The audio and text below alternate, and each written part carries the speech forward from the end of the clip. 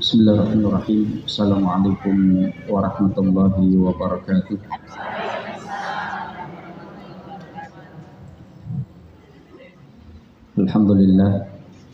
Alhamdulillahilladzi bi ni'matihi tatimmu shalihat wa bi fadlihi tatanazzalul khairat wal barakat wa bi taufiqihi tatahaqqaqul maqasid wal ghayat. Alladzi hadana li hada wa ma kunna linahtadiya laula an hadana Allah. Asyhadu an la ilaha illallah wahdahu la syarika lah wa asyhadu anna Muhammadan abduhu wa rasuluh la nabiyya wa la rasula ba'dah.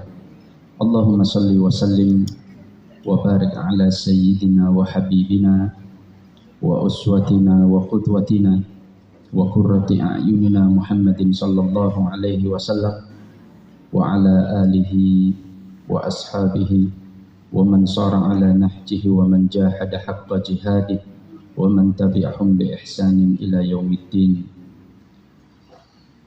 Allahumma la sahla illa ma ja'altahu sahla wa anta taj'alul hazna idza syi'ta sahla. Yang saya hormati kepada Ustadz Abdul Hamid hafizahullah ta'ala, yang saya hormati kepada seluruh panitia dan seluruh jamaah semua yang hadir pada kesempatan pagi hari ini. Mudah-mudahan Allah tabaraka wa ta'ala senantiasa melimpahkan rahmat, barakah dan maghfirah kepada kita semuanya.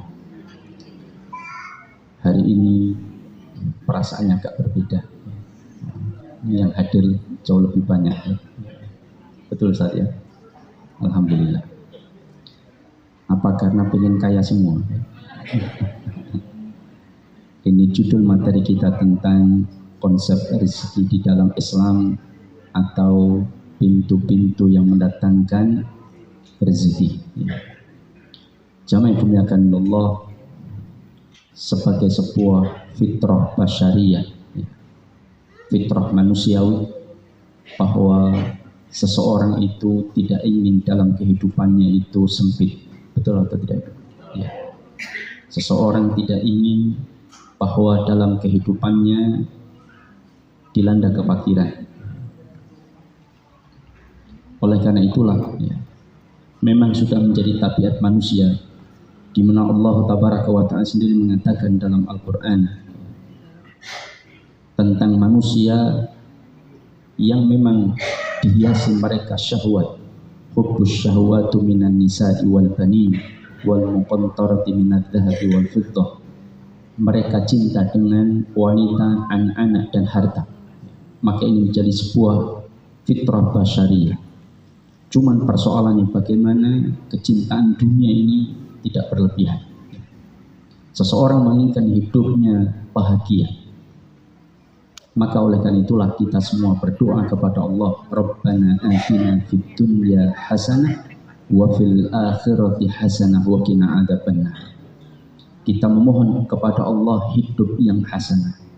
Hidup yang hasanah itu seperti apa? Sa'idun fid dunya, kebahagiaan di dunia yang seperti apa itu? Apakah orang kaya itu pasti bahagia? Ya atau tidak?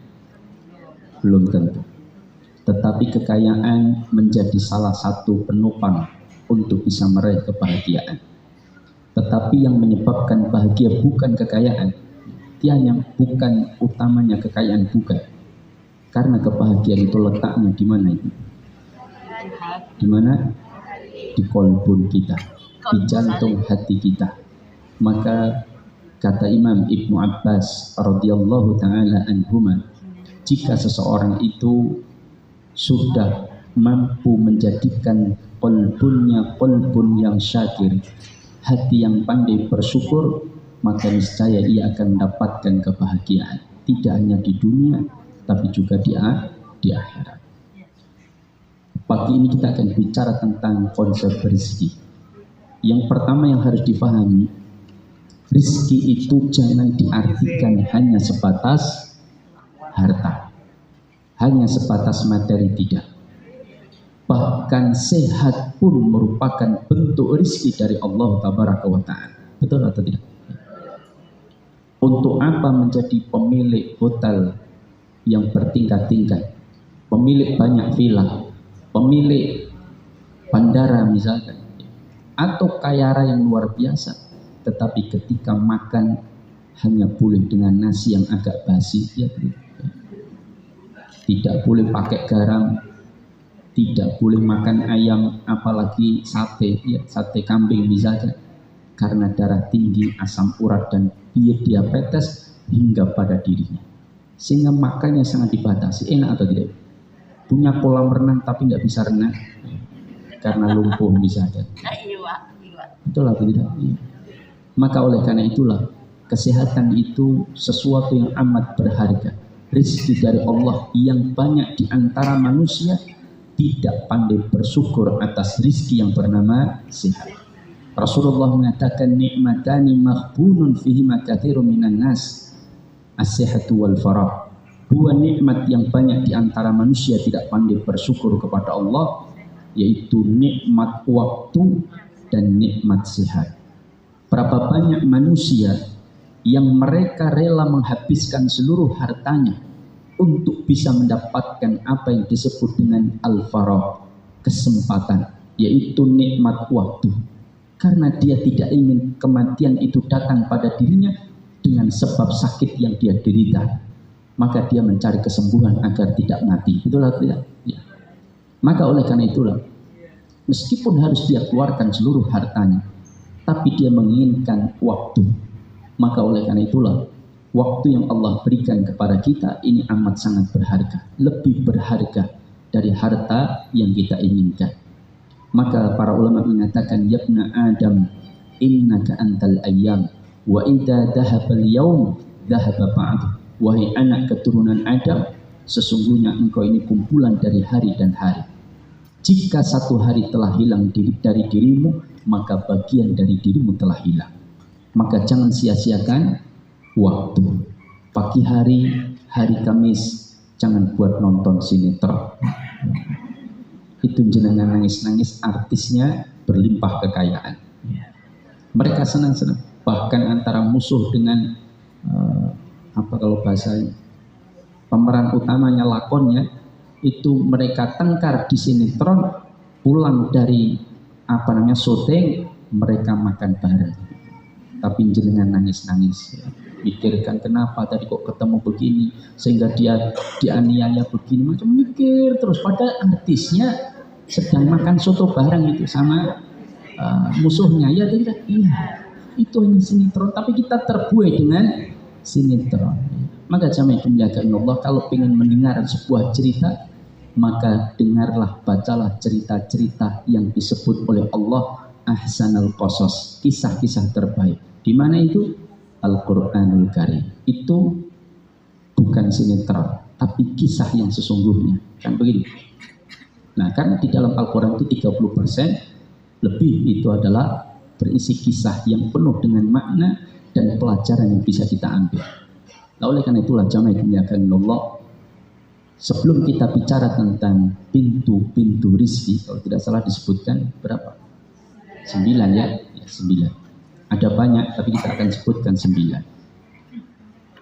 Kita sebutkan dulu tentang konsep rizki di dalam Islam. Kalau dalam kitab ini, yang punya kitab Sahih Fiqh Sunnah, itu disebutkan oleh Syekh Abu Malik Kamal, ada sekitar 12 konsep rezeki di dalam Islam. Tapi saya tidak sebutkan karena kalau nggak salah judulnya adalah 9 pintu rezeki. Nanti kita bahas lebih kepada 9 pintu rezeki. Tapi ini adalah konsep rezeki di dalam Islam, ada 12. Salah satunya beliau sebutkan bahwa yang pertama, at-targhib fil bukuri fi talabi rizki, yaitu mengawali mencari rezeki itu di pagi hari.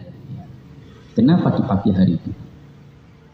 Kenapa? Kok enggak malam hari, kok enggak siang hari? Karena kata beliau, Rasulullah pernah berdoa, Allahumma barik li ummati fi bukuriha. Ya Allah, berkahilah umatku pada pagi harinya. Berkahilah umatku pada pagi harinya. Oleh karena itulah pagi hari adalah pintu keberkahan kebaikan yang banyak yang pernah didoakan oleh Rasulullah alaihi salatu wassalam. Maka hendaknya kita berdagang, berbisnis, mencari rezeki itu di pagi hari. Pagi hari bukan untuk tidur, ya tidak. Pagi hari untuk mencari rezeki. Kita menjemput rezeki kita masing-masing.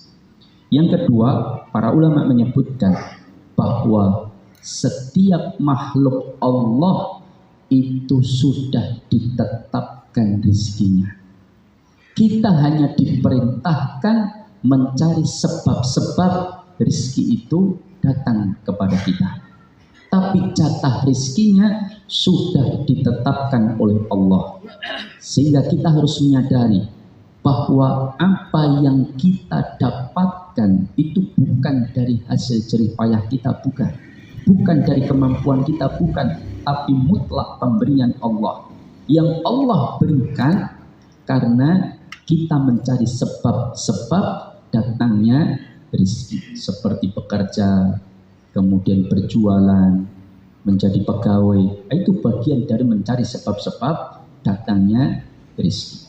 Nah, tetapi yang harus kita pahami bahwa rezeki itu mutlak, semuanya berasal dari Allah Tabaraka wa Ta'ala. Nanti kita sebutkan di bab 9 pintu rezeki. Yang ketiga, tadi yang kedua apa? Semua rezeki sudah ditetapkan. Sebagaimana dalam sebuah hadis yang disebutkan oleh Imam Ibnu Mas'ud radhiyallahu ta'ala anhu, bahwa inna ahadukum yujma'u khalqum fi batni ummihi arba'ina yawman nutfah thumma yakunu 'alaqatan mithla dhalik thumma yakunu mudghatan mithla dhalik thumma yursalu ilaihi al-malak fayanfukhu fihi ruh wa yu'maru bi arba'i kalimatin bi katsbin rizqihi wa ajalihi wa amalihi wa syaqiyyun aw sa'idun. 4 perkara sudah ditetapkan oleh Allah ketika janin diri kita itu berada dalam perut ibu kita, itu berumur 120 hari atau berapa bulan Ibu? 4 bulan. Meskipun ada pendapat ulama dalam riwayat lain tidak disebutkan mithlu dzalik, tetapi fi dzalik. Jadi dari nutfah menjadi alaqah menjadi mudghah itu dalam 40 hari. Ya. Jadi kalau ada janin yang meninggal lebih dari 40 hari menurut sebagian pendapat atau pendapat yang lain dengan menggunakan hadis yang tadi saya sebutkan, mithlu dzalik itu berarti 120 hari, maka jika ada janin yang meninggal di atas 120 hari atau berumur lebih dari 4 bulan, maka diprosesi jenazah seperti jenazah yang lain karena dianggap dia pernah hidup.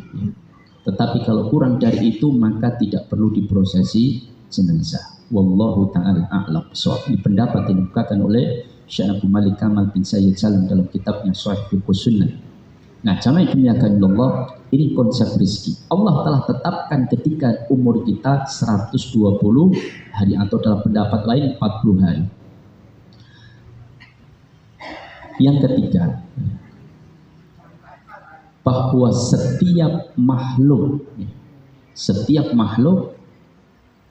itu tidak akan mungkin wafat atau mati kecuali rezekinya telah terpenuhi semuanya yang telah ditetapkan oleh Allah. Nggak mungkin makhluk itu mati kecuali rezekinya telah selesai. Makanya kalau ada orang ketabrak, ya atau tidak, ketabrak truk itu, saya lihat di video itu ada anak kecil naik sepeda di komplek perumahan itu ditabrak mobil kalau nggak salah Innova, ditabrak badannya diplindes itu, bayangkan sepeda anak kecil umur 6 tahun 7 tahun itu badannya diplindes, seharusnya akal logikanya remuk itu badannya. Mobil itu berapa bobotnya itu? Tulang rusuk itu bagaimana bisa menahan mobil itu? Nggak mungkin. Tapi apa yang terjadi ketika digilas sepeda dan orangnya, itu ternyata anak itu bisa bangun dan kayak orang tidak habis ditabrak. Kenapa demikian? Karena ajalnya belum tiba, rizkinya belum selesai. Makanya ada satu kisah para ulama menyebutkan, ada orang di atas tebing atau di satu tempat yang tinggi, dia berjalan pulang menuju rumahnya, ternyata dia duduk-duduk kemudian kepleset jatuh dari tebing yang sangat tinggi. Seharusnya akal logika manusia mati itu orang, tapi ternyata ketika jatuh dia tidak mati. Bahkan apa? Dia cuma cedera ringan. Maka ada orang lain kemudian menolongnya, kemudian mendudukkannya, lalu kemudian ada yang membawa satu gelas susu kambing diminumkan kepada orang tersebut. Setelah diminumkan selesai, maka orang ini kemudian diajak pulang. Udah kita antar pulang. Dia naik lagi, kemudian sampai di tempat dia terjatuh, dia ditanya, kamu tadi jatuh di mana? Lalu dia sampaikan, saya tadi jatuh di sini. Jadi posisi saya itu begini. Dia praktekkan lagi. Ketika mempraktekkan, kepleset dan jatuh mati. Maka kata para ulama, kenapa di awal dia jatuh dengan yang sama dengan jatuh yang kedua mati, yang pertama tidak mati? Karena ada segelas susu dari rizki yang Allah sudah tetapkan bagi dia, belum dia minum. Paham? Maka itu kemudian dihidupkan, tetap dijaga oleh Allah sampai rizki itu terpenuhi. Jadi rizki itu tidak akan tertukar. Jangan nggak usah khawatir dengan rizki. Kita nggak akan mungkin rizki dengan diambil orang lain. Yang paling penting adalah kita menjemput rizki kita dengan cara yang halal. Paham? Dengan cara yang halal. Makanya yang keempat, betul yang keempat ya, konsep rizki dalam Islam. Kata beliau menukil dari pendapat apa yang disampaikan oleh Imam An-Nawawi Asy-Syafi'i, bahwa wajib kita dalam mencari rizki itu dengan ilmu. Paham? Supaya apa? Kita tahu mana yang halal dan mana yang haram, mana yang boleh dan mana yang tidak. Itu 4 konsep rizki di dalam Islam dari 12 konsep rizki yang disebutkan oleh beliau. Nah sekarang saya lebih ke fokus, intinya bagaimana membuka pintu-pintu rizki.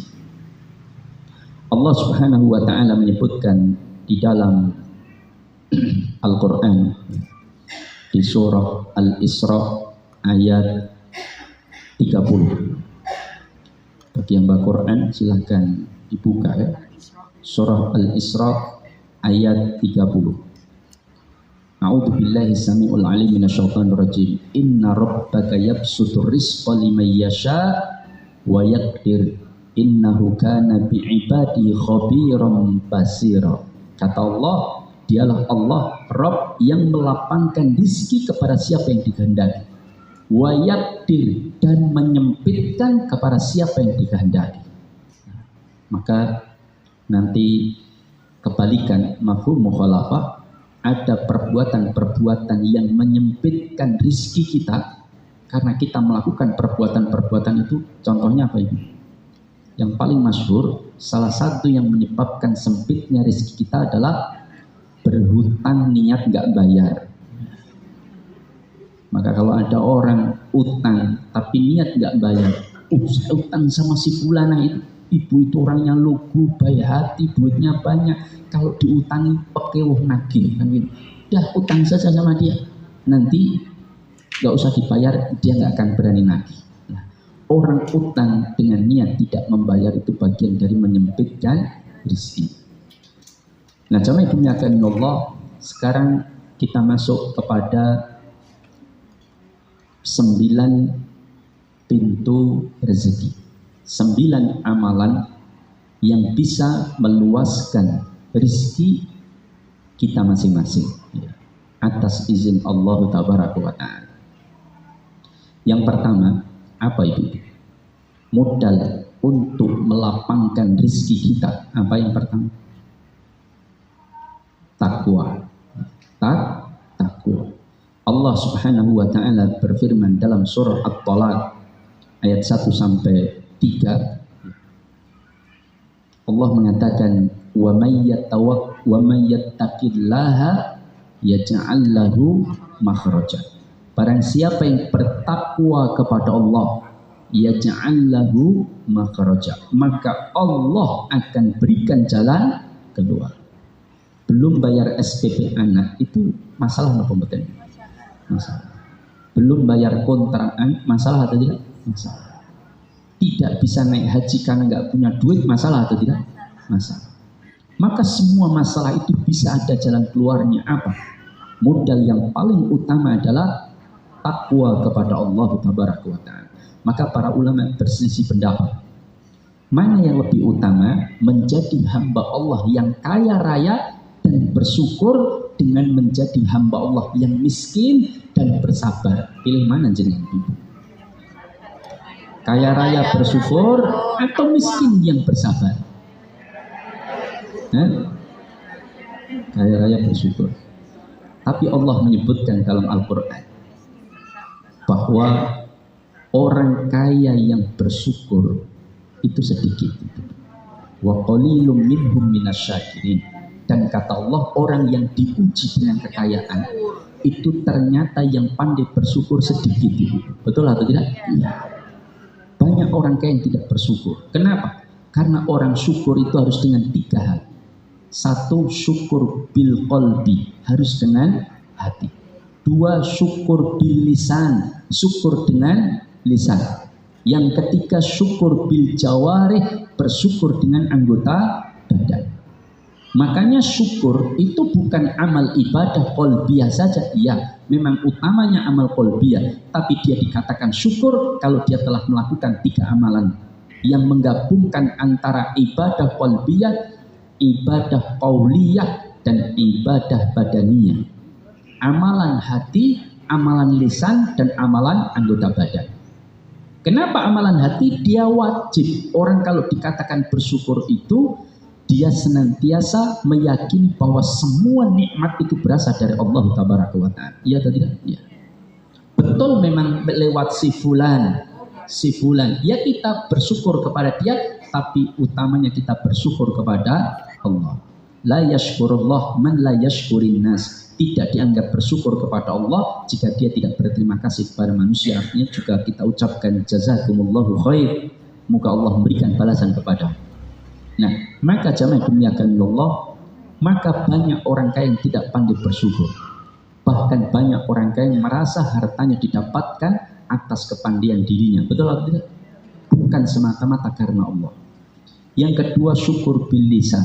Setiap nikmat yang kita dapatkan, wa amma bi ni'mati rabbika fahaddits, maka ucapkanlah. Ucapkan bagaimana? Alhamdulillah. Rasulullah itu kalau dapat nikmat yang besar, Rasulullah mengatakan alhamdulillahilladzi bi ni'matihi tatimmu sholihat. Bahkan ketika Rasulullah mendapatkan musibah, tidak hanya kalimat istirja inna lillahi wa inna ilaihi raji'un, tapi Rasulullah juga mengatakan alhamdulillahi ala kulli hal. Aku tetap memuji kepada Allah setiap keadaan apapun yang Allah tetapkan bagi diriku. Ini luar biasa ucapan alhamdulillah. Kemudian syukur bil jawarih, yaitu menjadikan rizki, kekayaan itu tidak melalaikan dia dari akhiratnya. Kalau dia punya toko, semakin laris semakin jauh dari pengajian, semakin laris semakin ketinggalan sholat jamaahnya, semakin kaya semakin bermasalah keluarganya. Karena biasanya kan kalau semakin kaya, mohon maaf ya, biasanya laki-laki, biasanya sebagian orang kemudian selingkuh, cari macam-macamnya. Ya atau tidak? Ya. Ketika dia miskin, setia. Soalnya randu duit. Mau selingkuh randu duit ya. Nggak ada yang mau. Tapi ketika kaya, semua godaan datang pada dirinya. Ya atau tidak? Maka kadang-kadang kekayaan itu menjadi ujian yang banyak orang tidak lolos. Nah, makanya wa qalilum minhum minasyakirin. Orang yang diuji dengan kekayaan, banyak sedikit mereka yang pandai bersyukur. Maka jamaah dimuliakan Allah, berapa banyak orang kaya semakin pelit. Berapa banyak orang kaya, seorang yang kaya semakin takut miskin. Ya atau tidak? Yang lebih parah itu adalah orang kaya yang pelit. Dan kepelitan yang paling parah adalah ketika dia pelit terhadap diri sendiri. Betul atau tidak? Iya, ada orang kaya pelit terhadap diri sendiri. Mau makan aja hitungan ibu. Di sana mahal, udahlah diri saja. Padahal duitnya banyak, ratusan miliar mungkin. Iya atau tidak? Bahkan mau berobat saja milih-milih. Mau berobat sana, wah mahal, udahlah di puskesmas aja gratisan ya itu. Ya, pakai BPJS misalnya. Ya. Pada dia kaya raya itu pelit terhadap diri sendiri, maka itu tidak dibenarkan. Ia tidak harus bersyukur atas nikmat yang Allah berikan. Cuman hanya saja dalam mensyukurinya jangan berlebihan. Ya atau tidak? Beli mobil yang super mewah, beli tas harga 200 juta ya tidak? 5 juta saja sudah berlebihan ya tidak? Ada itu ibu pengajian yang tasnya 650 juta itu. Tasnya saja itu ya. Itu nggak tahu tasnya mungkin ada AC-nya, ada TV-nya, ada macam-macam. Harganya semua itu. Saya pernah ke satu mall ya, diajak saudara pas di Makassar, Sulawesi Selatan. Saya masuk mall itu, ya. Orang desa masuk mall ya, karena saya dari desa. Ya. Kemudian saya lihat itu spring bed harganya ratusan juta. Buat tidur saja harganya ratusan juta. Ya. Mending tikar 30.000 di bawah pohon besar itu nikmatnya luar biasa ya tidak? Betul ibu ya kan? Itu lebih nikmat dari AC air conditioner, tapi itu air cendila ya tidak? Dari manapun datang. Lama jamaah dimuliakan Allah. Maka banyak di antara orang-orang kaya yang tidak pandai bersyukur. Makanya Rasulullah mengingatkan, sesungguhnya kelak nanti di yaumul qiyamah orang kaya di antara kalian dengan orang miskin di antara kalian masuk ke dalam surga itu jaraknya nisfu yaum, setengah hari. Setengah hari. Panjang atau bukan setengah hari? Kenapa panjang? Ya. Wa madza nisfu yaum khamsumi'ati amin, 500 tahun. Jadi orang kaya itu harus mempertanggungjawabkan hartanya itu sampai lamanya hisab itu khamsumi'ati amin, 500 tahun. Saya bukan ngajari untuk tidak jadi kaya, silahkan jadi kaya. Tapi jadikan penantian yang panjang dalam masuk ke dalam jannah, itu penantian yang nikmat. Sebab penantian yang nikmat meskipun panjang akan terasa singkat. Betul atau tidak? Pernah malam pertama? Pernah kan ya? Saya ingat betul malam pertama. Ya. Bukan karena habis menikah loh ya. Saya itu masuk ba'da isya. Karena kan nggak mau lama-lama kan, bergeser segera masuk kamar. Istri sudah mempersiapkan dirinya, tahu-tahu subuh itu. Saya itu juga heran sampai hari ini, betul. Tahu-tahu adzan subuh, loh kok bisa adzan subuh ya dia? Kan ini kok cepat kan itu ya? Waktu itu terasa singkat. Kenapa? Karena nikmat. Tapi kalau malam hari, malam pertama sudah tengkar ya tidak? Itu sudah setengah menit aja sudah terasa 5 hari ya tidak ya. Maka jamaah dimuliakan Allah, maka jadikan masa penantian yang panjang itu nikmat. Kaya silahkan, tapi jadikan kekayaan sarana menuju kemudahan di dalam menuju surganya Allah Ta'ala. Karena kita butuh uang untuk bisa berumrah ya atau tidak? Secara umum ya, meskipun kadang-kadang ada haji yang tanpa atau umrah tanpa bayar kan gitu, sebab dibayari gitu ya. Nah, maka jamaah dimuliakan Allah, maka takwa itu menjadi kunci. Kunci apa? Kunci untuk mendatangkan rizki dari Allah Tabaraka wa Ta'ala. Wa may yattaqillaha yaj'al lahu makhraja. Sesulit apapun masalah yang kita hadapi, kesulitan keuangan, kesulitan ekonomi, maka selesai salah satunya adalah dengan takwa. Nah, sekarang jadi pertanyaan, apa itu takwa? Apa itu takwa? Kata Imam Ibnu Mas'ud radhiyallahu taala anhu, kita itu memiliki ketakwaan yang sesungguhnya kalau terpenuhi 3 syarat. Apa itu? 1, menjalankan perintah Allah dan menjauhi segala larangannya. Itu takwa syarat yang pertama. Menjalankan perintah Allah dan menjauhi larangannya. Yang kedua, pandai bersyukur atas setiap nikmat Allah. Itu baru disebut takwa. Dengan menjadikan setiap nikmat, menjadikan dirinya semakin dekat kepada Allah. Ya atau tidak? Ya. Punya istri satu, takwanya luar biasa. Tambah satu lagi, lebih bertakwa. Misalkan lo ya. Tapi biasanya tangkar gitu ya. Nah, maka segala kenikmatan harus menjadikan dia pandai bersyukur, maka Allah akan tambah kenikmatan tersebut. Yang ketiga, selalu mengingat Allah Tabaraka wa Ta'ala. 3 syarat takwa yang sebetulnya sehingga akan mendatangkan rezeki. Kadang-kadang kita ini mengandalkan jalan keluar itu dari akal kita, betul atau tidak? Saya kalau harus ketemu dengan si fulan ini jam sekian, padahal adzan maghrib sudah dikumandangkan, ya tidak? Wah, saya nggak mau telat. Dia satu-satunya orang yang bisa saya andalkan untuk bisa menyelesaikan ekonomi rumah tangga saya. Akhirnya dia berangkat meninggalkan sholat maghrib. Ya tidak? Ini berarti orang ini tidak memahami bahwa sesungguhnya setiap kunci persoalan itu semuanya ada dalam genggaman Allah Tabaraka wa Ta'ala. Bisa jadi ketika pertemuan dia nggak jadi, ya atau tidak? Oh nggak jadilah, saya proyeknya tak kasih orang lain saja, kan gitu. Siapa yang menggerakkan hati dia untuk tidak jadi? Allah Tabaraka wa Ta'ala. Maka kuncinya adalah takwa untuk melapangkan rezeki kita. Itu kunci yang pertama. Yang kedua, tawakal. Yang kedua, tawakal kepada Allah Tabaraka wa Ta'ala.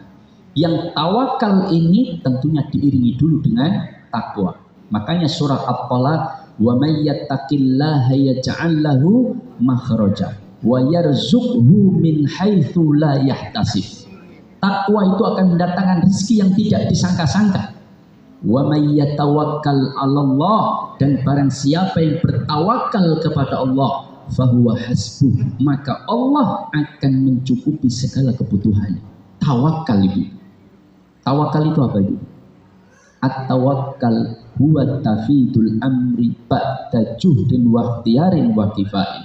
Tawakal itu menyandarkan seluruhnya kepada Allah. Setelah kita berjuang, berupaya dan berikhtiar, lalu kita sandarkan seluruhnya kepada Allah. Dan dia yakini bahwa segala sesuatu itu semuanya ada di tangan Allah Tabaraka wa Ta'ala, bukan dari dirinya. Contohnya, kita sebutkan. Jangan pasti pernah mendengar kisah Maryam binti Imran yang melahirkan tanpa tiga. Maryam tidak disebutkan melahirkan tanpa suami, paham? Tapi Allah menyebutkan Maryam melahirkan tanpa disentuh laki-laki manapun, paham ya?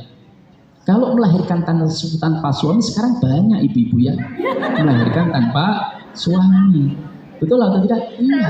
Apa bedanya Maryam dengan mereka kalau dikatakan melahirkan tanpa suami? Tapi Allah menyebutnya Maryam melahirkan tanpa disentuh laki-laki manapun. Bayangkan.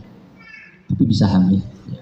Ketika usia kandungannya sudah membesar dan beliau ini kemudian terusir dari penduduk setempat di mana beliau tinggal, maka kemudian beliau bersandar di batang pohon kurma akan melahirkan. Bayangkan, mau melahirkan butuh tenaga, butuh makan.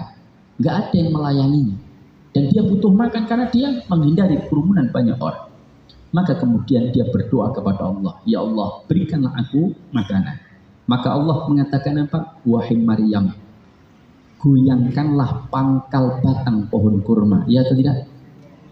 Secara akal logika manusia, opo yo mampu perempuan sendirian sedang hamil besar, belum makan, suruh menggoyangkan pangkal batang pohon kurma.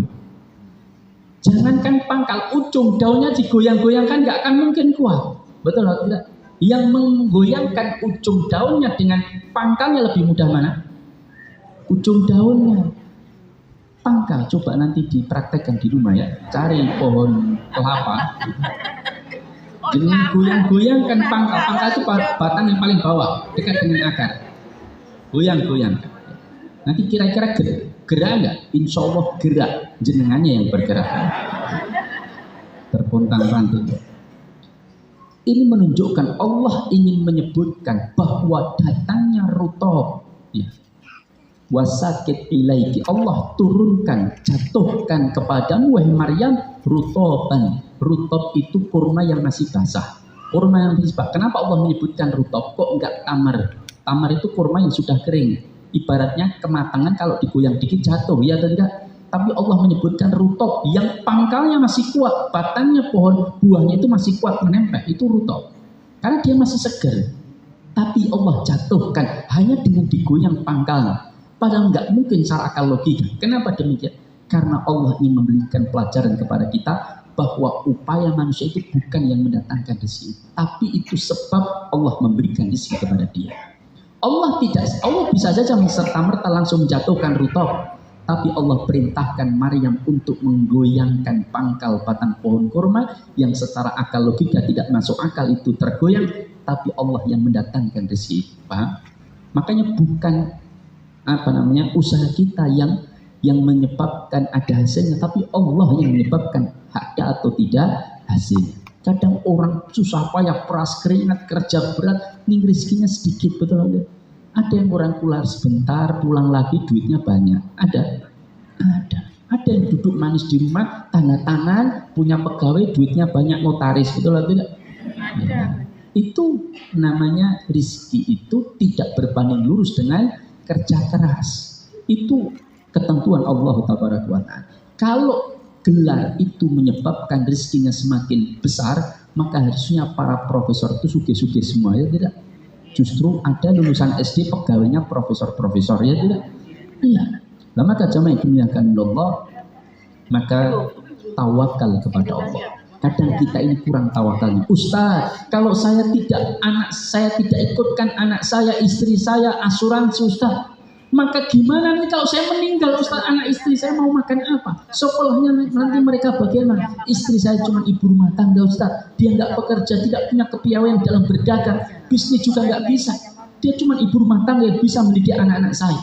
Kalau saya mati pada penghasilan saya itu betul-betul atas keringat kerja saya, kalau saya mati bagaimana anak saya, maka saya masukkan mereka asuransi. Maka kita jawab, Mas, kalau nanti jenengan mati, maka mungkin bisa jadi anak istri panjenengan lebih makmur dan lebih bahagia daripada engkau hidup. Betul Ibu. Jangan mengira yang memberikan rezeki anak-anakmu itu adalah engkau, bukan. Berapa banyak wanita-wanita yang ketika bersuamikan lelaki yang kemudian ketika hidupnya pas-pasan, tapi ketika suaminya meninggal harta terputus darinya, tapi justru malah kaya raya. Kenapa? Karena setelah masa iddahnya berakhir dinikahi duda kaya raya. Ya, betul Ibu. Ini banyak kasus terjadi seperti itu, ya kan? Ya, orang harus semangat, ya tidak. Saya punya contoh yang itu di depan saya, maksudnya saya ketahui persis ya. Tapi ini nggak dinikahi. Kalau yang dinikahi pengusaha kaya raya saya tahu persis ya. Beliau itu ketika suami masih hidup hanya seorang ustadz, dia menjadi guru pondok yang gajinya pas-pasan, lalu kemudian dia harus jualan gorengan, tapi kemudian jangan-jangan ada di sini enggak ya? Kemudian setelah jual gorengan, dia hampir setiap hari dulu saya sering ketemu dengan beliau. Naik sepeda, masukkan gorengan ke kantin sana, masukkan gorengan ke kantin sana, untuk menambah pemasukan keluarga yang tidak cukup dari suaminya. Apalagi suaminya sakit-sakitan. Tapi apa yang terjadi setelah suami meninggal, gajinya diputus yayasan untuk diri dan anak-anaknya. Karena suami sudah nggak ngajar. Ketika suami meninggal dikasih waktu beberapa bulan untuk pindah dari rumah dinas. Bayangkan, berat kan? Tapi ternyata masa idah berakhir, saya ketemu sudah naik Innova itu. Bayangkan, naiknya pelan-pelan. Saya lihat, siapa naik mobil pelan-pelan gitu, ya wong ajaran saya. Dalam hati saya lihat, Assalamualaikum Ustaz, Waalaikumsalam. Ibu ini ternyata ibu ini. Saya dulu naik sepeda, sekarang naik Innova. Saya tanya, dia dinikahi pengusaha kaya raya Ustaz, asal Solo. Tapi pengusahanya sekarang sudah meninggal. Maka jamaah itu memuliakan Allah. Maka itulah rezeki itu mutlak dari Allah Tabaraka wa Ta'ala. Yang ketiga, ya, betul ya? Yang keberapa? Ketiga. Cara mendatangkan rezeki atau meluaskan rezeki kita yang ketiga, istighfar. Istighfar. Karena Allah Tabaraka wa Ta'ala mengajarkan kita untuk istighfar, itu akan mendatangkan rezeki yang luas. Sebagaimana perkataan Nuh alaihi salam, faqultu astaghfiru rabbakum innahu kana ghaffara wa yursilis samaa'a 'alaikum midrara wa yumdidkum bi amwalin wa banin. Kata Nuh alaihi salam di dalam Al-Quran. Wahai umatku, beristighfarlah kalian. Sesungguhnya dengan istighfar Allah akan mendatangkan hujan yang penuh dengan berkah. Ya tidak? Yang menumbuhkan tanaman-tanaman yang memberikan buah-buahan dan biji-bijian. Allah bukakan pintu keberkahan di daratan dengan Allah turunkan hujan yang penuh berkah. Dan dengan istighfar wa yumditkum bi amwali wa banin, Allah akan tambah hartamu dan Allah akan berikan engkau anak. Maka yang menikah belum punya anak, kunci yang paling ampuh yang disebutkan oleh para ulama, setiap saat apapun dalam keadaan apapun silahkan beristighfar. Duduk nunggu Ustaz rata kepeto deg-deganan istighfar ya. Ustaz bisa datang nggak Ustaz ya kan? Maka kita istighfar. Kemudian naik motor dari tempat kajian sampai ke rumah istighfar terus silakan. Maka lihat hasilnya. Para ulama ketika ditanya seperti Imam Hasan Al-Basri ketika ditanya, wahai Imam, amalan apa yang harus aku lakukan sedangkan saya sudah bertahun-tahun tidak punya anak? Apa kata beliau? Istighfarlah sebanyak yang bisa engkau mampu. Ada tanya lagi kepada Imam Fudail bin Iyad, maka beliau pun jawab yang sama, istighfarlah. Ada yang bertanya lagi kepada Syekh Ibnu Baz rahimahullah ta'ala, maka kemudian beliau pun mengatakan istighfarlah. Cuman itu yang diajarkan beliau. Karena Allah mengajarkan, faqultu astaghfiru rabbakum innahu kana ghaffara wa yursilis samaa'a 'alaikum midrara wa yumditkum bi amwali wa banin. Allah akan berikan anak, kalaupun sudah punya anak Allah akan tambah anaknya ketika dia beristighfar kepada Allah tabaraka wa taala. Maka yang pengen KB kerebayan, makalah banyaklah istighfar. Saya termasuk yang dari keluarga berencana. Betul. Karena ibu saya itu berencana punya banyak anak. Ya. Sehingga keluarga saya 14 orang. Ya. Dan saya nomor 12. Banyak nomor ini ibu? Itu ibunya berapa Ustaz? 1. Kalau 2 nanti 24. 28 ya. Nah, maka istighfar. Yang keempat adalah berdoa, meminta dilapangkan rezekinya oleh Allah tabaraka wa ta'ala. Berdoa, meminta kepada Allah agar rezekinya dilapangkan. Berdoa kepada Allah tabaraka wa ta'ala. Sebagaimana Rasulullah setiap hari berdoa, Allahumma inni as'aluka ilman nafi'an wa rizqan thayyiban wa amalan mutababban. Maka berdoalah. Karena Allah senang seorang hamba itu meminta. Kalau dia meminta berarti mengakui dirinya lemah, dia butuh kepada Allah. Dan Allah itu marah kepada hamba yang tidak meminta kepada Allah tabaraka wa ta'ala. Maka kata Rasulullah sallallahu alaihi wasallam, Allah itu marah kepada hamba yang tidak meminta kepadanya. Itu berarti sombong.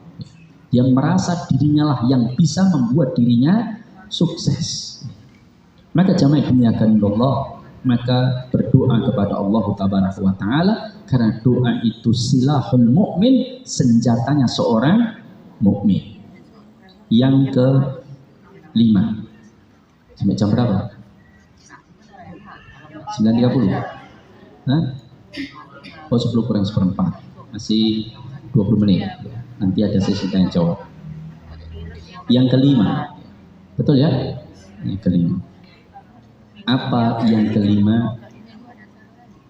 Ini amalan yang disukai para wanita dan laki-laki, terutama para jombloan. Kenapa? Karena dalam surah Nur ayat 32 Allah memberikan kunci bagaimana orang itu bisa kaya. Orang itu bisa kaya. Apa kuncinya? Allah tabaraka wa ta'ala mengatakan, wa ankihul ayama minkum wassalihina min ibadikum wa imaikum iyakunu fuqara yughnihumullahu min fadlih wallahu wasi'un alim. Maka nikahkanlah orang-orang yang sedang sendirian di antara kalian. Dari hamba-hamba sahaya yang soleh-soleh, dari budak-budak pegawai yang kalian miliki, orang-orang diri kita yang masih jomblo segera menikah. Iyakunu fuqara, jika mereka itu apa? Fuqara, yughnihumullah, Allah akan mengkayakan dia, mencukupkan dia. Betul atau tidak? Iya. Itu yang sudah nikah-nikah itu. Oh iya, dulu saya itu masih jomblo, nggak punya sepeda, sekarang sudah punya mobil, kan gitu. Itu bagian dari cara Allah. Ada sebuah hadis. Hadis itu saya lupa ya siapa yang meriwayatkan. Kemudian ada seorang datang kepada Rasulullah, ya Rasulullah, bukankah Allah menyatakan dalam surah Nur ayat 32, menikahlah engkau dari orang-orang yang sedang sendirian. Dinikahkan dari orang-orang yang sedang sendirian, maka jika mereka miskin Allah akan kayakan aku. Aku sudah menikah ya Rasulullah, tetapi aku belum kaya. Maka kata Rasulullah, menikahlah lagi, ya. Suruh nikah lagi. Tapi sebentar itu. Maka menikah lagi. Setelah menikah lagi, datang lagi kepada Rasulullah, ya Rasulullah, saya sudah menikah lagi 2 istri, tapi saya belum kaya. Kata Rasulullah, menikah lagi. Akhirnya menikah lagi yang ketiga. Yang ketiga belum kaya lagi, maka datang lagi kepada Rasulullah, ya Rasulullah, saya sudah nikah yang ketiga tapi belum kaya, nikah lagi maka engkau akan kaya. Betul, setelah nikah yang keempat maka kaya. Hadis ini sangat ditakuti oleh para wanita, betul atau tidak? Tapi jangan tidak usah khawatir, hadis ini adalah hadis maudhu, palsu itu. Jangan sudah deg-degan dulu ya. Maka yang kaya istri di bawah 4 kan, maka jangan dimuliakan Allah, ini hadis palsu, jadi nggak bisa jadikan patokan. Tapi yang jelas orang kalau menikah maka insya Allah kaya raya. Berapa banyak laki-laki yang tidak punya apa-apa, ketika menikah Allah langsung angkat dia jadi direktur itu 5 perusahaan. Saya kenal dengan orang beliau, dia biasa ketika menikah langsung dia memiliki 5 perusahaan karena mertuanya langsung ngasih 5 perusahaan dan dia jadikan direktur itu ya, luar biasa. Makanya kalau pengen cepat kaya menikah, terutama yang janda-janda kaya ya. Maka menikah adalah melapangkan rezeki. Kemudian yang keberapa? Keenam, bersedekah. Tadi sudah disinggung ya oleh beliau Ustadz Abdul Hamid hafizahullah taala bahwa bersedekah itu tidak akan mengurangi harta. Mana qasad sedekatun min mal, tidak akan berkurang. Orang yang bersedekah dari hartanya tidak akan mungkin berkurang, kata Rasulullah Sallallahu Alaihi Wasallam. Maka mafhum mukhalafa bahwa orang yang bersedekah itu pasti hartanya justru akan ditambah. Yamhaqullahu riba wa yurbis shadaqah. Allah hancurkan harta riba dan menyuburkan. Menyuburkan itu apa? Berkembang, melipat gandakan orang yang bersedekah. Makanya sedekahlah, tapi ingat ya, jenengan melakukan amalan-amalan yang mendatangkan dan meluaskan rezeki seperti bersedekah, itu boleh niatan itu ada, ya Allah saya bersedekah supaya engkau tambah rezeki, boleh. Tapi yang paling utama itu adalah mengharap keridhaan Allah tabaraka wa ta'ala. Paham? Makanya mahabbatullah itu harus ada. Rojak boleh mengharap balasan dari Allah baik di dunia maupun di akhirat, dari Allah semata ya, bukan dari makhluk. Itu boleh, tetapi yang paling utama adalah menghadirkan kecintaan kepada Allah, mahabbatullah, meminta keridhaan Allah dan jannahnya Allah tabaraka wa ta'ala. Itu yang paling utama. Meskipun kita tahu bahwa bersedekah itu meluaskan rezeki kita, iya, pasti ada motivasi itu kita bersedekah ya kadang-kadang. Boleh nggak? Boleh. Rasulullah sendiri yang mengajarkan, ya atau tidak? Tetapi itu jangan dijadikan sandaran utama. Itu hanya mengikut saja. Tapi yang sandaran utama adalah mengharap balasan kelak di akhirat dan mendatangkan keridhaan Allah tabaraka wa ta'ala. Itu yang paling utama, mahabbatullah. Karena dia adalah ruhnya dalam beramal. Maka sedekah ini mendatangkan dan meluaskan rezeki dari Allah tabaraka wa ta'ala. Lalu yang keberapa? Ketujuh. Ada di depan saya. Apa? Itu ada tulisannya biru perjalanan umroh. Maka umroh dan haji itu menghilangkan kefakiran. Ini tapi butuh modal besar itu ya. Butuh modal besar. Kenapa? Rasulullah SAW menyebutkan tabi'u bainal haji wal umrah. Ikutilah haji dengan umrah. Kalau jangan sudah umrah, ikutilah dengan berhaji. Kalau sudah haji, habis itu baru umrah. Paham? Maka kata Rasulullah, fa'innahuma, karena keduanya itu yang beriringan, itu akan menghilangkan minal faqra wal wadunu, yaitu akan menghilangkan kefakiran dan dosa. Jadi manfaat haji dan umrah itu tidak hanya sekedar menghilangkan dosa-dosa kita, mendatangkan jannahnya Allah, hajjan mabrura laisa lahu jazaa'u illal jannah, tapi juga salah satunya adalah menghilangkan kefakiran. Makanya biasanya orang pulang dari umrah malah tambah sugih, Ibu, ya atau tidak? Banyak orang yang pulang dari haji, pulang umrah malah tambah kaya. Sampai di Solo itu ada seseorang pejabat, dia sampai mengatakan kepada kita, Mas, caranya aku bisa haji meskipun aku non muslim, paham? Ya nggak mungkin, ya atau tidak? Lah emang kenapa kamu non muslim kok mau pengen haji? Apa kata dia? Aku lihat dan aku perhatikan, wong Islam itu kalau habis pulang dari haji atau umroh malah tambah sugih, kata dia. Nah, dia itu pengen ngejar kekayaan. Jadi dianggap di Mekah itu keramat, sehingga kalau pulang dari sana itu maka akan mendatangkan rizki. Maka umroh dan haji itu melapangkan rizki dan menghilangkan kefakiran.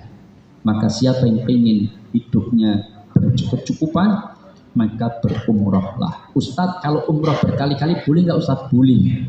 Nggak ada larangan umroh berkali-kali. Paham? Bahkan ada sampai ulama berpendapat, kalau saya sudah umroh misalkan, lalu kemudian saya punya duit, lebih utama mana? Saya umrohkan marbot masjid misalkan, dengan saya umroh lagi sendiri. Maka pendapat para ulama mengatakan umroh sendiri, paham? Daripada engkau umrohkan orang. Paham? Kenapa? Karena ibadah didahulukan untuk diri sendiri, baru orang. Kecuali engkau berangkat dan engkau memberangkatkan marbot masjid, itu lebih utama lagi, paham? Tapi engkau juga berangkat. Kecuali lagi kalau orang itu adalah orang tua kita, itu lebih afdol. Misalkan kita sudah umroh, bapak ibu kita masih hidup dan belum umroh, nah kita punya duit, umrohkan orang tua itu lebih utama, paham? Tapi kalau selain orang tua, maka umroh untuk diri sendiri lebih utama daripada mengumrohkan orang lain. Syukur ya kita berangkat dan kita umrohkan orang lain, itu lebih afdal lagi. Ini masalah umroh. Tapi modalnya besar. Berapa juta ini? 30-an. Tapi berdoalah dan yakinlah, Allah itu bisa memperjalankan kita ke Mekah meskipun kita tidak punya duit. Betul atau tidak? Siapa tahu pulang dari pengajian kemudian merawat tanaman, oh ini tak pindah saja di sana, baru mindah macul, tahu-tahu kelunting kan gitu.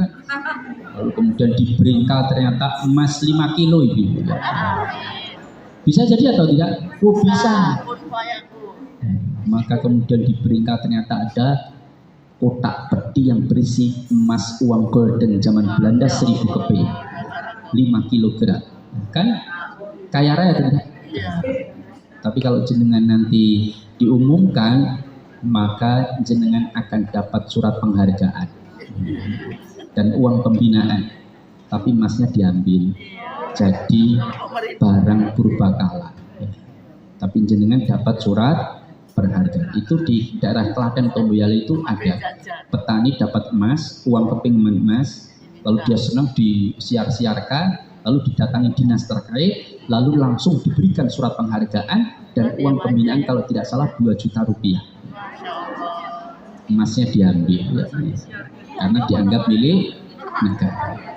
Tapi kalau dalam Islam tidak seperti itu. Islam itu sangat adil. Kalau orang menemukan emas sebagai harta rikas, maka pemerintah hanya bisa mengambil 20%. Itu pun masuk sebagai zakat. Paham? Yang harus diberikan 8 asnaf. 80% milik yang menemukan. Paham ya? Ya? Makanya kalau konsep seperti itu, orang menemukan harta pasti lapor. Betul atau tidak? Daripada kaya mendadak dikira punya tuyul, ya. Lebih baik orang tahu kalau saya dapat harta karun sehingga lapor. Tapi kalau lapor diambil semua, wassalam, nggak akan ada yang lapor. Betul atau tidak? Iya. Siapa yang rugi? Ya silahkan sendiri dilihat ya. Makanya nanti bisa kita bahas tentang masalah bab zakat. Sampai berapa ini? 8. Yang ke-8 yaitu bersyukur kepada Allah. Mensyukuri apa yang diberikan oleh Allah Tabaraka wa Ta'ala itu akan meluaskan rezeki kita. Kenapa? Allah Tabaraka wa Ta'ala sudah menyatakan dalam Al-Quran tentang kisah Musa alaihi salam. Wa in ta'adzana rabbukum la in syakartum la azidannakum wa la in kafartum inna adzabi lasyadid. Telah aku umumkan, Rabb kalian telah mengumumkan, mengumandangkan, memberikan woro-woro. Apa kata Allah? La in syakartum la azidannakum. Jika engkau itu pandai bersyukur, maka aku akan tambah nikmat itu. Wala in kafartum inna adzabi lasyadid. Dan jika engkau itu kufur, maka adabku amat sangat pedih. Maka syukuri apa yang engkau dapatkan. Punya suami galak, syukuri itu ya. Betul ya? Ya. Meskipun mungkin suaminya tidak setampan Jeremy Thomas apa ya? Saya nggak tahu. Atau siapalah ya. Tetapi syukurilah, nikmatilah, bersabarlah. Karena kelak nanti di yaumul qiyamah suami panjenengan akan jauh lebih tampan dari Amitabh Bachchan. Insya Allah ya. Insya Allah ya. Pasti, karena di surga nggak ada orang jelek, semuanya tampan-tampan. Allah jadikan wajah para suami itu setampan Nabi Yusuf alaihi salam yang memiliki setengah ketampanan manusia. Bayangkan. Jadi kalau punya suami punya ketampanan setampan Nabi Yusuf, senang apa mboten? Di dunia. Sedih itu ya. Betul. Sedih, saya yakin itu. Banyak yang nyenengin.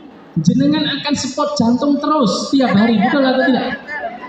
Makanya kalau punya suami yang nggak ganteng, yang nggak ada yang lirik, jenengan seharusnya bersyukur. Alhamdulillah, suamiku aman-aman saja dari godaan wanita-wanita di luar sana. Betul atau tidak? Nggak ada yang melirik, maka syukurlah. Nah, maka jamaah dimuliakan, kalau suami setampan Nabi Yusuf, saya yakin jenengan tidak akan bisa tidur tenang. Suaminya mau berangkat kerja harus bawa CCTV ya, pegang kamera masih apa dililingi kan juga. Berat ya, maka jangan dimuliakan Allah Maha tahu apa yang terbaik bagi seorang hamba. Maka bersyukurlah, maka Allah akan tambah nikmat tersebut. Kemudian yang ke-9, yang terakhir ya, tinggal 5 menit. Silaturahim. Silaturahim. Karena Rasulullah SAW menyebutkan tentang silaturahim, barang siapa yang mau diluaskan rezekinya, mau dipanjangkan umurnya, min atharihi, bekasnya atau pengaruhnya umurnya maksudnya, maka silaturahim, maka bersilaturahim. Dan silaturahim ini harus kita perhatikan. Kita perhatikan yang paling dekat dengan kita dulu, baru ring setelahnya, baru setelahnya dan setelahnya. Siapa yang paling dekat dengan kita? Siapa itu? Orang tua. Kita itu lebih sering berkunjung ke tempat teman daripada orang tua, ya tidak? Ngobrol sama teman itu setengah hari bisa tahan itu. Tapi diajak ngobrol sama orang tua baru 5 menit, ngipun kumpulan tengah acara pergi. Ya atau tidak? Padahal itu kesempatan Allah akan meluaskan rezeki jenengan. Yaitu apa? Berlama-lama dengan orang tua. Orang tua itu di masa usia tuanya yang paling menyenangkan bagi dirinya ngobrol sama anak. Betul atau tidak? Kan dia cari ketemu anak. Kadang anak baru nongol datang duduk. Pilih kabar mulai, nggih saya Bu, nggih kenten acara kula pamit rumiyin, nggih jemput anak kula, udah pergi lah. Ibunya cuma di depan pintu lihat anaknya pergi. Mungkin batin ibu saya, wah anakku lagi tepes lunga menehan gitu. Dia kesepian. Maka datangilah, ajak ngobrol, kalau perlu ajak piknik ibu ya.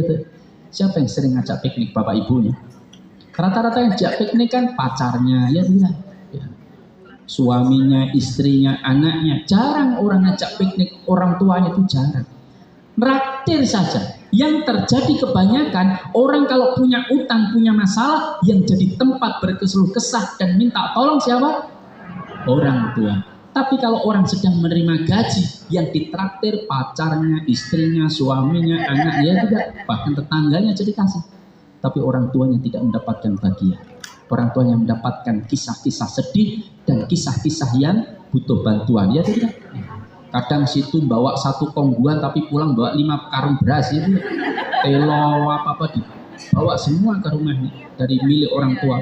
Bu ini kambile tak gomboleh nggih yo segonen itu. Dibawa 2 berasmu kok akeh men Bu tak cukup 2 karung ya segonen nanti Bu kene muhungi kayak sapa kayak bapakmu lagi bedol esok mau diambil pula 5 kilo ya tidak situ cuma nitip anak pulang bawa barang-barang orang tua hanya dijadikan tempat keluh kesah dan kesedihan maka jangan orang tua yang paling utama setelah itu saudara-saudara kandung kita paman kita, bibi kita dari ayah maupun ibu, baru yang lain kayak sepupu dan lain sebagainya itu nanti setelah keluarga terdekat itu kita bersilaturahim. Lama jamaah yang dimuliakan Allah ini yang ke-9. Terakhir tak tambahin bonus 1 ya. Judulnya kan cuma 9. Biar genap 10. Yaitu anak. Maka tambah anak tambah rezeki. Ustaz, loro saja sudah mumet Ustaz, apalagi tambah anak. Itu karena kita kurang tawakal kepada Allah Subhanahu wa taala. Yakinlah Allah sendiri menyebutkan dalam surah Al-Isra, "Wala taqtulu auladakum khasyata imlaq, nahnu narzuquhum." Jangan kalian bunuh anak-anak kalian, kami yang memberikan rezeki. Itu adalah 10 pintu pembuka rezeki. Mudah-mudahan panjenengan bisa mengamalkan dan pulang dari sini nanti mudah-mudahan panjenengan semuanya dicukupkan dan dikayakan oleh Allah Tabaraka wa Ta'ala. Amin. Ada pertanyaan saya persilahkan, kalau tidak ada kita pulang. Iya. Baik Ustaz. Monggo bagi Bapak Ibu yang ingin bertanya kami buka 2 penanya. Iya.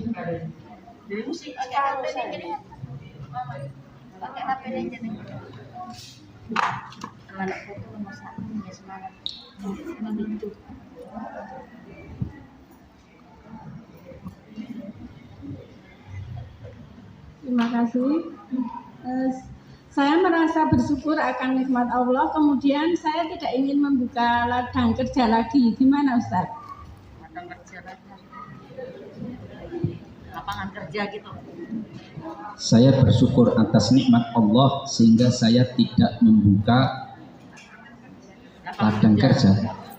Maksudnya tidak membuka lowongan pekerjaan. Oh, tidak bekerja karena sudah dapat rezeki.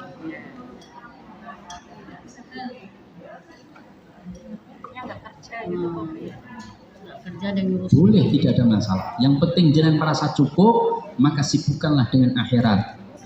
Tapi berapa banyak orang yang tidak pernah puas dengan dunia? Ya tidak. Punya 2 perusahaan, pengen punya tambah 5 perusahaan, punya 5 perusahaan, pengen tambah lagi. Sampai cara menambah perusahaan itu dengan cara ribawi. Betul atau tidak? Utang bank dengan cara riba, naudzubillah teman-teman. Yang lain ada? Ngomong silahkan. Waalaikumsalam warahmatullahi wabarakatuh. Ustaz, kita kalau bersilaturahmi selain sama keluarga kan sama teman-teman gitu. Teman SMA, teman kuliah. Iya. Kan ada. Itu kalau pembicaraannya itu nggak menyenangkan, terus kita keluar, itu memutuskan silaturahmi atau jadi nggak enak juga. Tapi kalau ada situ kok belum nggak enak juga. Iya. Terima kasih. Keluar dari grup ini maksudnya. Karena nggak nyaman. Karena nggak nyaman. Apakah itu termasuk memutus silaturahmi? Iya. Pertama begini, kita harus bedakan antara ziarah dengan silaturahim. Paham ya? Jenengan datang ke rumah ustadz, jenengan datang ke rumah teman, jenengan WA teman SMP, itu bukan silaturahim. Paham? Itu adalah ziarah. Berkunjung ke tempat ustadz, ke tempat teman. Silaturahim itu menyambung hubungan rahim, ada hubungan kekerabatan. Itu silaturahim. Dan bentuk menyambung hubungan kekerabat. Jadi ziarah itu berkunjung ya.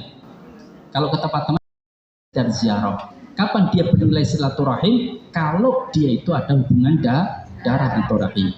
Nah, sekarang silaturahim itu tidak hanya berkunjung, memang berkunjung bagian dari bentuk silaturahim. Kenapa? Karena silaturahim itu banyak, jenengan WA, telepon itu bagian dari silaturahim. Makanya Rasulullah sampai mengatakan, sambunglah hubungan kekerabatan di antara kalian. Sambungkan rahim kalian dengan apa? Meskipun hanya titip salam. Ya atau tidak?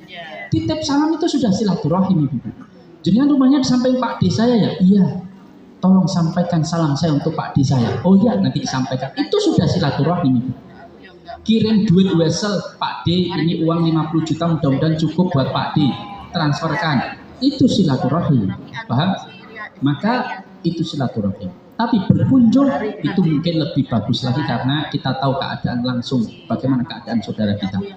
Nah, sedangkan teman, sahabat itu ziarah, itu berkunjung saja atau berhubungan saja, tidak punya nilai silaturahim. Tapi bisa diartikan silaturahim secara umum hubungan antara rahim Siti Hawa, ya tidak, keturunan Hawa, tapi terlalu jauh. Maka ketika kita masuk ke sebuah grup teman SMA, teman grup-grup yang ada, lalu kita merasa tidak senang karena di situ banyak kemaksiatan, di situ banyak menghujat orang, di situ banyak ngerasanya orang, misalkan kita keluar, itu bukan memutus silaturahim, tidak ada masalah. Kalau itu grup membahayakan jiwa jenengan, merusak hati jenengan, keluar nggak ada masalah. Kan kita nggak membenci mereka, tapi tidak memutus hubungan dengan mereka, cuma kita keluar supaya tidak terganggu dengan grup tersebut, nggak ada masalah. Itu mungkin jauh lebih baik daripada kita di situ malah kita disibukkan dengan urusan-urusan yang maksiat atau banyak bermasalah. Wallahu ta'ala. Satu lagi ya Ustaz. Satu lagi. Mungkin ini agak sedikit bergeser dari tema, tapi ini pertanyaan yang minggu lalu, yang sebelumnya. Bagaimana jika ada yang punya hutang piutang, si A punya hutang dengan si B, lalu si B membeli barang yang dijual oleh si A. Lalu karena si A masih punya hutang, jadi si B ini memotong jumlah hutangnya si A. Jadi transaksinya dibayar pakai piutang. B. Ya. Jadi B itu hutang kepada A, ya kan? Lalu kemudian si A membeli barangnya B, lalu langsung dipotong dengan hutang. Kalau si B itu sepakat dengan A, nggak ada masalah, paham ya? Kalau sepakat. Kalau utangnya itu belum jatuh tempo, tapi dia maksa motong, sedangkan B tidak sepakat, ya nggak boleh. Tapi kalau utangnya sudah jatuh tempo, dia telat-telat bayar, lalu sudah pakai barangmu saja untuk bayar, kemudian dia setuju, maka nggak ada masalah. Baik, jazakallahu khair Ustaz. Demikian yang bisa saya sampaikan, mudah-mudahan bermanfaat. Aku qouli hadza wa astaghfirullah li wa lakum innahu huwal ghafurur rahim. Assalamualaikum warahmatullahi wabarakatuh. Ustaz, mohon berkenan untuk memimpin doa, dan ini ada titipan doa dari Ibu Sularmi binti Wiryo Semito. Ini beliau pasca operasi dan pemulihan kesehatan. Ibu siapa? Ibu Sularmi. Sularmi. Jamaah dimuliakan Allah, mari kita bermunajat sebentar, mungkin 1-2 menit. Mudah-mudahan Allah Tabaraka wa Ta'ala mengabulkan doa kita, terutama saudara-saudara kita yang sedang sakit, Ibu Sularmi yang diuji oleh Allah dengan harus operasi. Mudah-mudahan setiap sakit dan derita yang beliau dapatkan itu menggugurkan dosa-dosa beliau, dan mudah-mudahan Allah berikan kesembuhan yang tidak kambuh lagi. A'udzubillahi minasyaitonir rajim. Innallaha wa malaikatahu yusholluna 'alan nabi ya ayyuhalladzina amanu shallu 'alaihi wa sallimu taslima.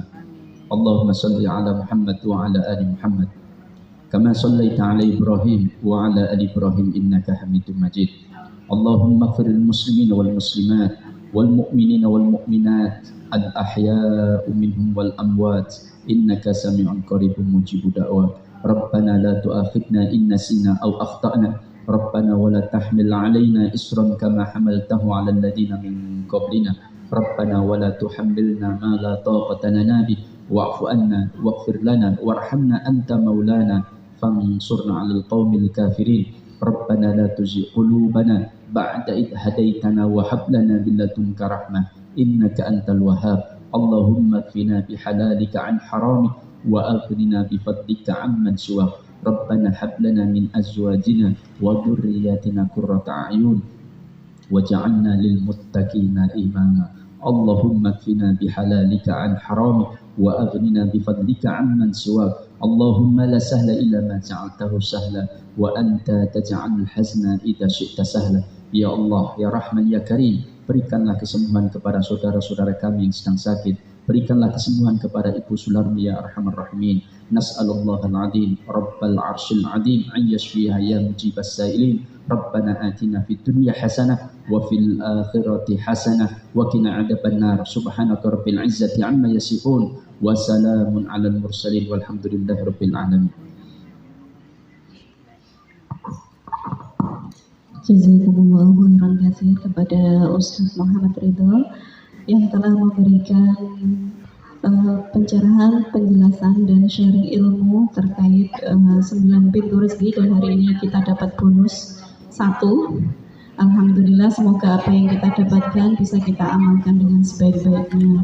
Amin amin ya rabbal alamin. Akhirnya kita sudah sampai di penghujung acara.